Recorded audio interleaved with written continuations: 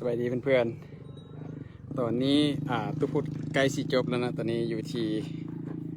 อยู่สิก็มงก็ไม่เห็น159.8ละอีก200 เมตรตุพุดจะจบเนาะเดี๋ยวมาจบชาเลนจ์100 กิโลพร้อมๆกันเลยเนาะซึ่งจะตุพุดผ่าแลนด์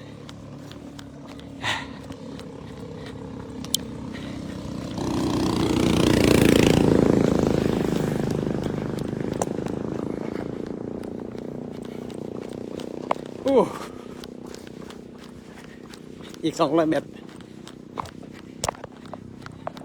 อีก200 เมตรสิจบละ200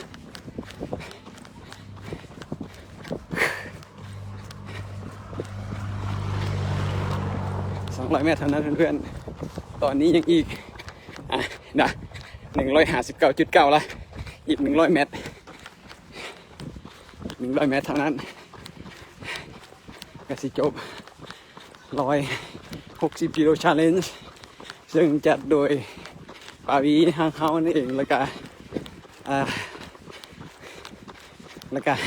ทีมเทรลลาวนะ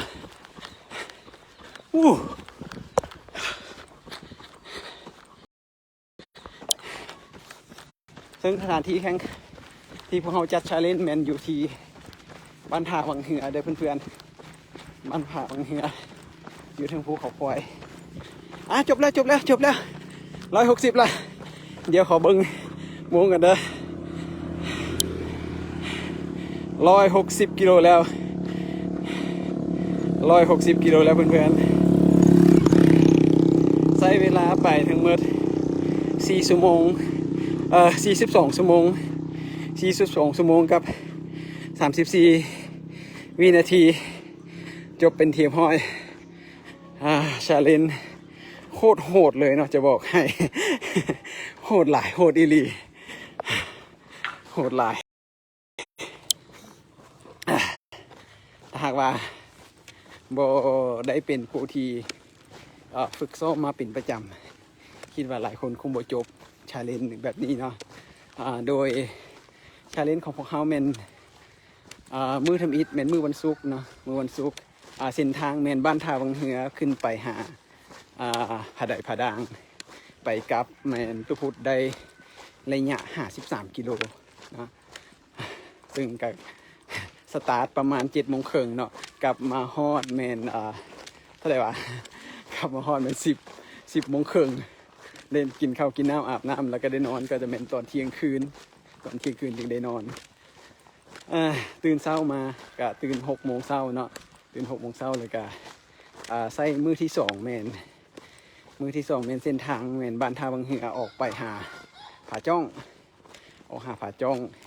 แล้วก็กลับคืนมาระยะทางโคตรโหดเลยเนาะไปจากบ้านท่าวังเหือไปฮอดผาจ้องแล้วก็กลับมาประมาณ65 กิโลเมตรเมื่อคืนนี้มื้อคืนวันนี้เป็นคืนมื้อที่2คันแมนใช้เวลาไปทั้งหมดบ่อยากว้าวเริ่มออก7 โมงครึ่งเนาะกลับมาฮอดกลุ่มตุพุดแม่นมาฮอดก่อนประมาณ10 โมง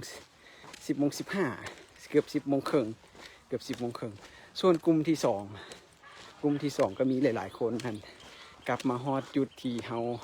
ตั้งเข้มนอนแม่นใส่ไปจนฮอด3 โมงเช้าเขาจะฮอด แล้วมื้อนี้มื้อสุดท้ายแม่นมีหลายก็มีประมาณ 4-5 คนที่ไปต่อมือสุดท้ายเนาะซึ่งมีตุพุดแล้วก็ต้อมมีไอพรมีแก้วไททานิกเด้อที่ร่วมกันไปมือสุดท้ายให้ได้อีก40 กิโลเพื่อให้มันจบ160 กิโลนั่นเองตอนนี้ฮอดที่บริเวณที่เฮากางเต็นท์แล้วนะเป็นบ้านซึ่งบ้านของใกล้ท้องถิ่นของ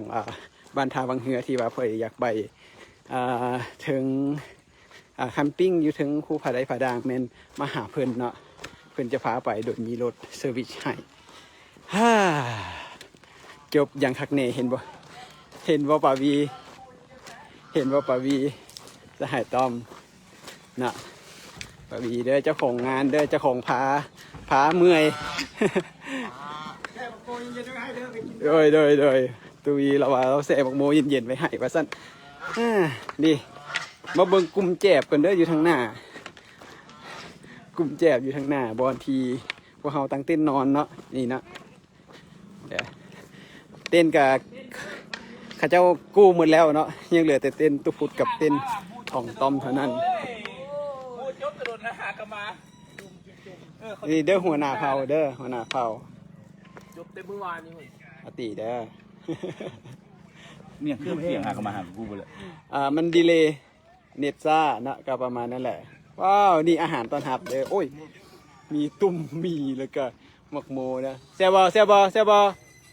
ได้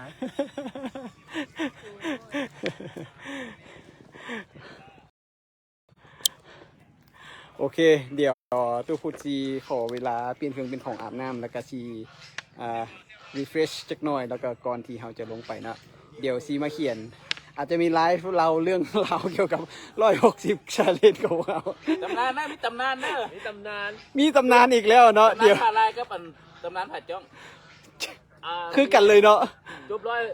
เดจาวูอีกแล้วเดจาวูโคตรเลยเนาะโอเคเดี๋ยวจีขอตัวไปเก็บกูเต้นก่อนแล้วก็สิอาบน้ำแล้วก็สิกลับเนาะสำหรับเดี๋ยวสิกูให้เด้อกูเต้นกูเต้นสู้คนให้เอาแบบนั้นเลยเหรอเด้อเจ้าภาพงานเด้อปาวีเด้อมาละนี่มียำสำหรับผู้จัด160 กิโลจบแท้ดีจะมาจบชีวิตเนาะโอเคเอาขอตัวไปเมียนเต้นก่อนนะเมียนเต้นเมียนเครื่องเมียนของก่อนพอจากนั้นก็สิเดินลงกลับไปนครหลวงละนะฮะ